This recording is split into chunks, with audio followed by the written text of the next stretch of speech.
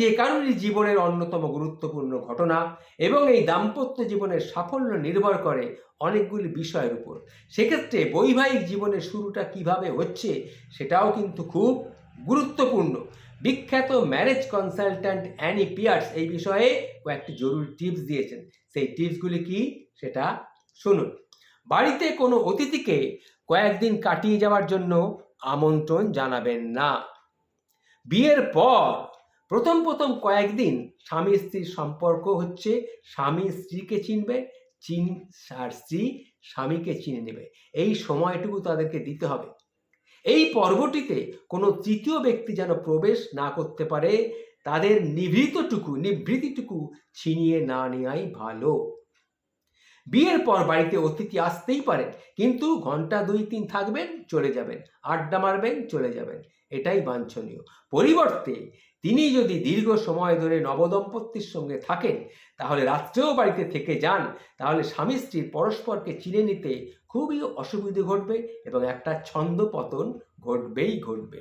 কাজেই বিয়ের পর প্রথম সপ্তাহটিকে কোনো অতিরিক্ত অতিথিকে আমন্ত্রণ জানানোর ব্যাপারে একটু বিবেচক হবেন। 2 নাম্বার, নিজের স্বামী বা স্ত্রীকে বাদ দিয়ে অন্য কোথাও কাউকে নিয়ে বেড়াতে যাবেন না।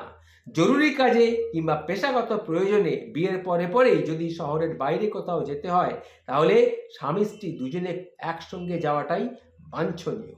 সদ্যবিবাহিত অবস্থায় স্বামী স্ত্রীর বিবাহ না করাটাই ভালো। কারণ একান্তই যদি নিজের স্ত্রী বা স্বামীকে সঙ্গে নিয়ে যেতে না পারেন, তাহলে চেষ্টা করুন অফিসিয়াল অ্যাসাইনমেন্টটিকে সপ্তাহখানেক পিছিয়ে দেওয়া যায় কি না। নাম্বার 3, বাড়ির সব আসবাবপত্র কোনো ব্যাপক পরিবর্তন আনবেন না। বিয়ের পর যিনি আপনার স্ত্রী হয়ে আপনার বাড়িতে আসছেন, তাকে এমনিতেই অজস্র অ্যাডজাস্টমেন্ট করতে হবে এবং সেই অ্যাডজাস্টমেন্টের প্রথম সপ্তাহ সেখানে যদি আপনি বাড়ির জিনিসপত্র এদিক ওদিক করেন, পরিবর্তন করেন, তাহলে সে কিন্তু খুব বিপদে পড়ে যেতে পারে। তাহলে আপনি নিজেই নিজের বাড়িটাকে অস্বাচ্ছন্দ্য বোধ করবেন। সেক্ষেত্রে আপনার স্ত্রীর পক্ষে আপনার বাড়িটাকে মানিয়ে নেওয়া আরও কঠিন হলেও হয়ে যেতে পারে। 4, বিয়ের অনুষ্ঠান কি ঘটে গিয়েছে সেই নিয়ে কখনো ঝগড়াঝাটি মনে রাখবেন না, কোনো কিছুই মনে রাখবেন না। বিয়ের অনুষ্ঠান এখন অতীত। কাজেই সেই অনুষ্ঠানে কেন আপনার স্ত্রী লাল শাড়ির বদলে গোলাপি শাড়িটা পরলেন, কেন তিনি আপনার মেসোমশাইয়ের সঙ্গে একটু কম হেসে কথা বললেন, এই জাতীয় বিষয় নিয়ে অনুগ্রহ করে কোনো ঝগড়া করবেন না। এতে সম্পর্ক তিক্ত হয়ে যাওয়ার সম্ভাবনা কিন্তু খুব প্রবল। 5, তড়িঘড়ি হনিমুনে যাবেন না।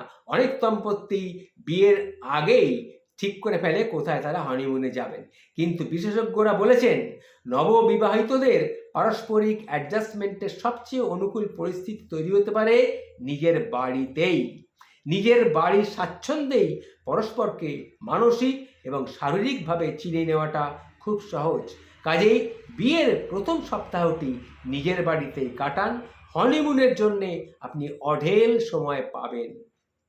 6, অল্পেই হাল ছেড়ে দেবেন না। বিয়ের পরেই ছোটখাটো বিষয়ে মনোমালিন্য বা অশান্তি হতেই পারে, এটা সব সংসারেই হয়ে থাকে, কিন্তু বিশেষজ্ঞরা বলছেন নববিবাহিতর পারস্পরিক অ্যাডজাস্টমেন্টের সবচেয়ে অনুকূল পরিস্থিতি তৈরি হতে পারে নিজের বাড়িতেই।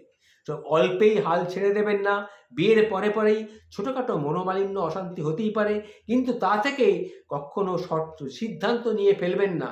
আপনারা স্বামী বা স্ত্রী প্রত্যেকেই আপনারা উপযুক্ত। বিয়ে করে আপনি একের কাছে ঠকে গেছেন, এই ভুলটা যেন কখনো মনের মধ্যে আনবেন না, ভুল করেও আনবেন না। আপনি একেবারে ঠকে গিয়েছেন, এটা ঠিক নয়। সুখী দাম্পত্য জীবন অর্জন করতে হলে অনেক পরিশ্রম করতে হয়, অনেক আত্মত্যাগ করতে হয়, অনেক ধৈর্যশীল হতে হয়। মেয়েটা একটা পরিবার থেকে এসেছে, ছেলেটাও আর একটা পরিবার থেকে এসেছে। দুজনে আলাদাভাবে দুটো অবস্থায় মানুষ হয়েছে, দুটো পারিপার্শ্বিক পরিস্থিতিতে মানুষ হয়েছে। তাদেরকে একটা জায়গায় এসে দুজনকেই কিছু স্যাক্রিফাইস করে কিছু ত্যাগ করবে, ও কিছু ত্যাগ করবে, এবং উভয়ের ত্যাগের মাধ্যমে একটা জায়গায় আসতে হবে। সর্বোপরি উভয়কেই ধৈর্যশীল হতে হবে। কাজেই অল্পেই হাল ছেড়ে দিয়ে হতাশাগ্রস্ত হয়ে যেন পড়বেন না। ধৈর্য ধরুন, জীবনে সুখ আপনাদের আসবেই আসবে। নমস্কার।